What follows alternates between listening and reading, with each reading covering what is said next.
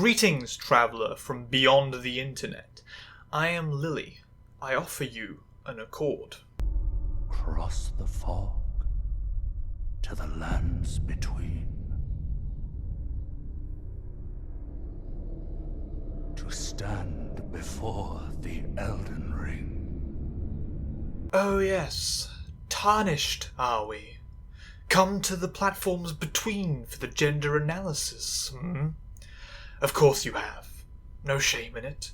Unfortunately for you, however, you are essayless. Without guidance, without the time wasted on frivolous research, and without someone stupid enough to try and combine gender theory with video games. You are fated, it seems, to die without knowing. Luckily for you, however, there is one shining ray of hope for even the essayless. Me. Lily. Take care to listen.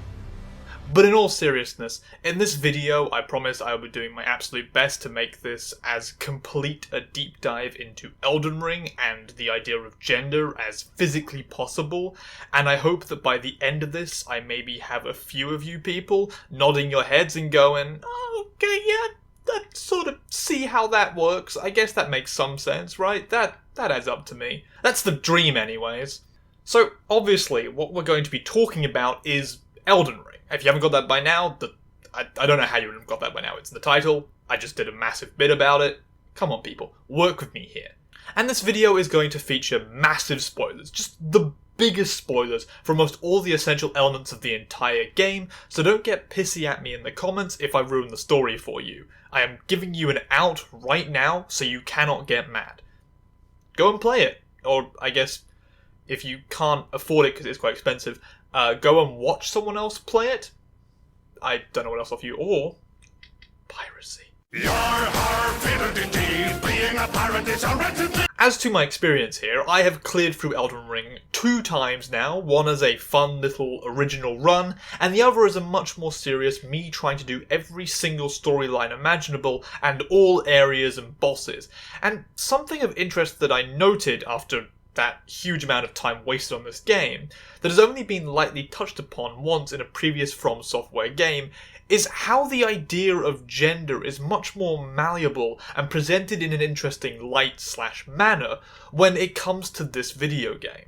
Now, before we start just going way too deep into the lore of the games, we obviously need to point out that the physical body is literally malleable to whatever you want it to be in most of the games from Software. That doesn't... From Software? Jeez. In Dark Souls 2, you can just leap into a coffin that lets you mess around with your physical appearance as much as you want, something that our world could definitely do with catching up on, and in Elden Ring itself you can go and talk to Renala, the Carrion Moon Queen, to rebirth you with different cosmetics once you have defeated her and realise that she isn't really a threat, something which is actually completely unnecessary anyways, because you can just go to a mirror in the main hub of the game and change all your cosmetics up, so you didn't need to beat her up to be able to change how you appeared. But it is interesting that they call it cosmetics. It's not an essential part of who you are. Your appearance is just a cosmetic thing. The entire body, even your gender, is cosmetic. Although that idea in itself, that this whole physicality is just referred to as a cosmetic, that your body is just a cosmetic, that your gender is just as cosmetic, is something that is really going to come in handy a few paragraphs down the line, because your body and what it looks like is completely irrelevant to every single character and story point.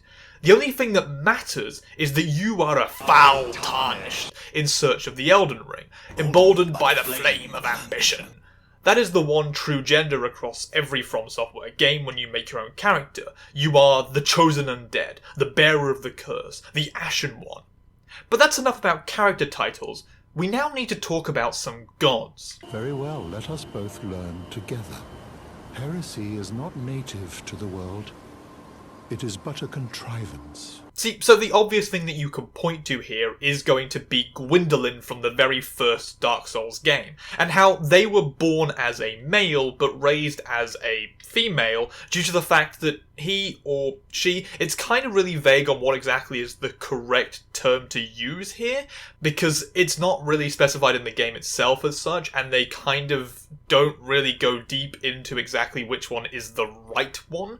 They just kind of like associate both as being true things that don't necessarily impact the fact that they're a god or goddess. I think they use god as like a general term in this sense. But anyway, they were closely affiliated with the moon and the power moon. That's all you really need to know. They were associated with the moon, and because the moon in that case has a feminine connection, and it's a divine one, and it has had one in lots of mythologies and deities from our world too, while the sun is generally viewed as a masculine one, although that in itself is actually sometimes reversed in specific pantheons, because religion is a mess, and every culture has its own interesting interpretations of these kind of things, so don't take that as like a rote thing. Like, it's copying some of our real-life mythology, but not all of them. The moon isn't always feminine, but quite oftentimes it is. That's what I want to say here. But regardless, the idea of Gwendolyn was an initial foray into the nature of gender and the way that it connects to the gods, or the way that it doesn't connect to the gods, because the gods don't really need gender. And it's a slightly less cool way than we can see in Elden Ring, as Elden Ring truly does take that conceptual idea that gender, as we know it, is not something so easily prescribed when it comes to deities who are capable of existing in multiple forms and identities, and then it just sort of goes hog wild with that whole gender thing. Because one of the big surprise reveals of Elden Ring is the discovery that Marika, the main goddess and vessel of the Elden Ring, the Elden Beast, or the comet that was thrown into the lands between by the Greater Will to enforce its doctrine upon the land, it's all very Lovecraftian and outer gods shit that is meant to be pretty darn wacky. Well, Marika is actually also Radagon, one of her generals, and her second consort, the second Elden Lord, and the father of their children Melania and Michaela, both of whom are cursed as they were born from a singular being. It is exactly like one of those family dramas you would hear about when you flick on a channel like Dr. Phil or whatever, and what it ultimately all comes back to is that Marika at some point either split into these two parts, her masculine and feminine elements, or it was two people who were melded into a singular one by the Greater Will.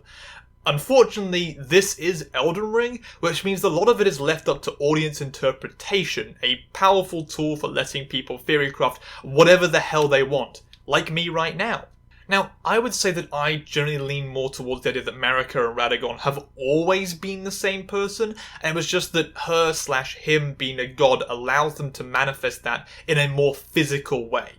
We know that the children of Marika and Horalu/Godfrey, the first Elden Lord, everyone has like a bunch of different named identities in this world. Just get used to it. Like, there's gonna be like 3 or 4 different names for every single character. Were born before Radagon went to the west and fought the Carians before marrying Renala the Queen, and then he was then called back to the capital when Godfrey was banished as a tarnished and the consortship stood empty. In this period of time, Radagon, the masculine part of Marika and an alter ego effectively, stood as their own person, while Marika stood as hers and was engaged in the conquest of the Fire Giants with Godfrey to the west. However, when they came back together, they once more formed the single whole, something that is confirmed by doing the Gold Mask questline, when you use the law of regression on a statue of Radagon that reveals a statue of Marika, and a confirming message that states, Radagon is Marika.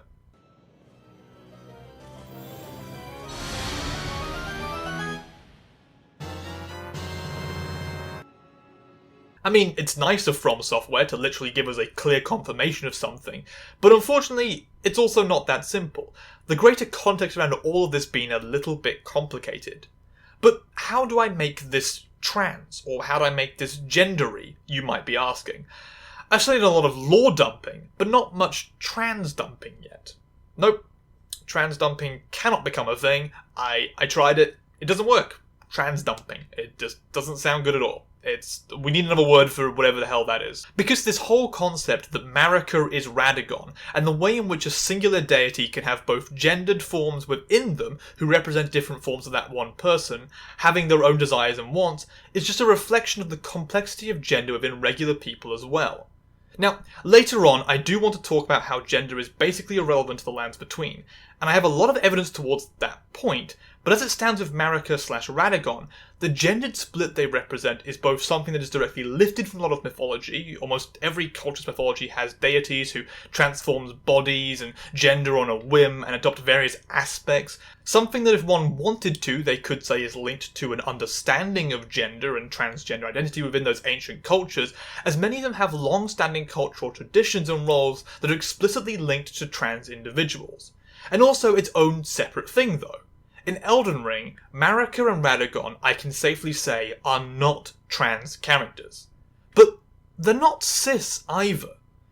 They are removed from that dichotomy by the very nature of who they are, embodying the gendered forms in multiple ways at the same time and at different times.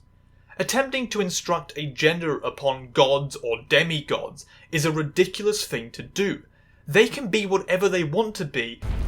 The conqueror of the stars, General Radar.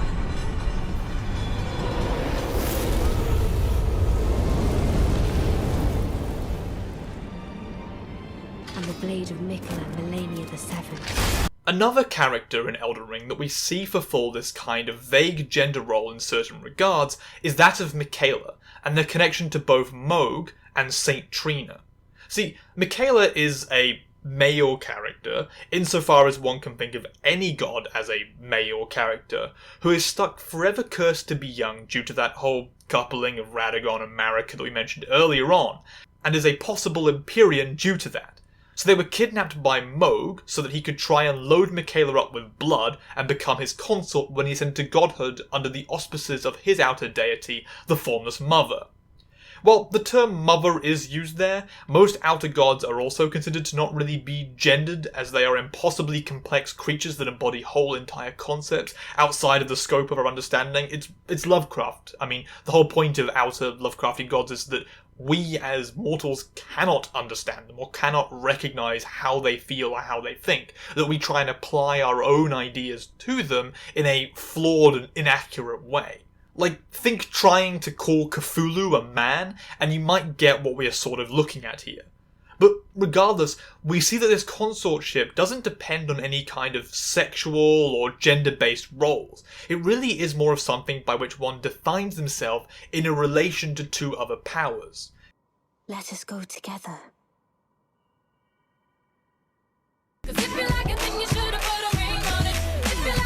A consort requires an Empyrean who they are married to as their vessel, and they also require an outer god to be represented in that vessel.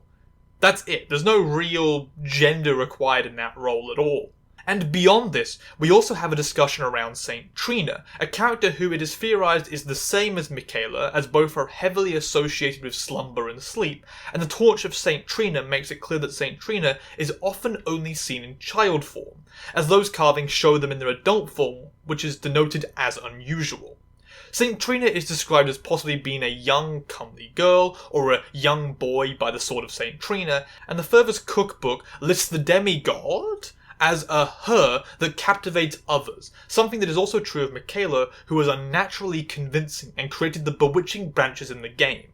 In these regards, we see yet again that gods have multiple forms and identities, and roles that they fulfill in their ambitions, who can be a variety of genders and perceived genders/sexes that really does add to this air that gender in this world is not a concrete idea, is not something that can be so easily forced into a binary mode like we've tried to do for the past few thousand years, and are now just finally kind of working out that that isn't necessarily the right way of doing things, that maybe in our modern day we're sort of thinking of gender as, maybe it's not just a binary thing.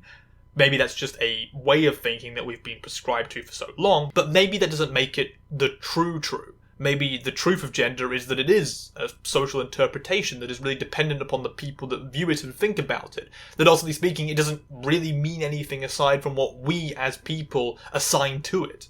And I'm not actually quite ready to move on from this particular idea just yet.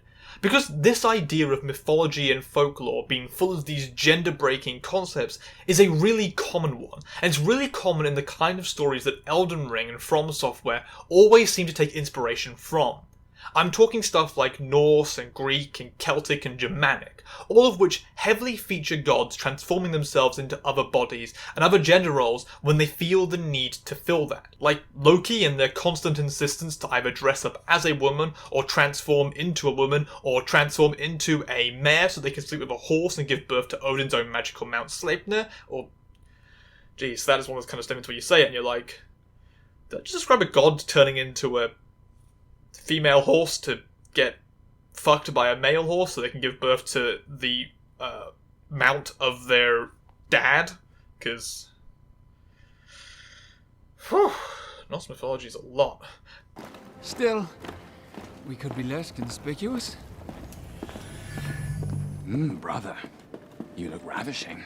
Or what about the traditional Gaelic story of the Abbot of Drumanag, where a young man finds himself transformed into a woman, which he just assumes is magic, and though he, or she, because the story starts just calling her she at some point, decides to just wander as a woman until she gets turned back into a guy, even falling in love with a dude for a bit and having union with him, only to then fall asleep on the same hill that she got transformed on and turning back into a dude. And then getting really upset at the fact that they got turned back into a dude because they were just getting used to being a woman. It's like, oh my god, magical hill, can you make your mind up? Am I this? Am I that? What's going on here? Seriously, look up the story. It's some real shit. It's very interesting to read. But there are plenty of cases of not just gods, but of regular humans in these cultures embodying genders in ways that was not so clear-cut as how we've become accustomed to seeing it, with many priesthoods and spiritual roles especially being exclusively the role of what would be considered transgender or gender-fluid people in our modern context. Utilising all of this, it's not hard to look at the treatment of character, especially gods and deities in From Software games, and especially Elden Ring, and not recognise a direct connection in the understanding of gender around creatures like this, and in societies that don't just have exactly our rigid structure. Exactly like the tons of societies that exist outside of the Western Christian experience that we are told is the only way that things can be. And following that, we can go beyond just gods in the game, and talk about how this idea that gender is well and truly an unplaceable element, and that it holds no true meaning in a world where its links to historical religious necessity have been broken down, or well and truly never existed at all, especially to your own character and the characters in the game that you meet. One might have noticed at the very start of the game when we select our Tarnished, we don't choose male or female. We choose either body type A or body type B.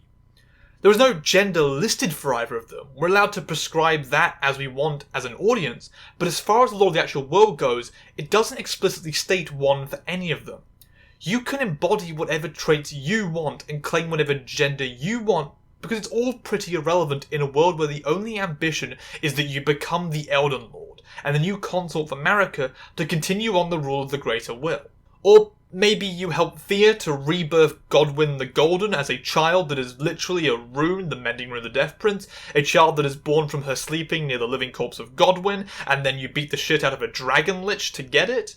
Or maybe you end up becoming the consort of Rani by aiding her in defeating the Two Fingers, and freeing her truly from the Empyrean curse that she started by destroying her own body and becoming a spirit that inhabits a doll. Or maybe you work with the Dung Eater to implant a curse into the whole world that infects everyone so that their souls don't return to the Erd Tree, which is seen as a curse. However, the Erd Tree is also an implantation of the Greater Will, and it's possible that all these souls are just feeding the powers of some greater outer being. So, who is really the good one here? Don't look at me like that. These are all possible options in the game, okay? I'm not making any of this up. Each one of those is a possible ending. This is all true.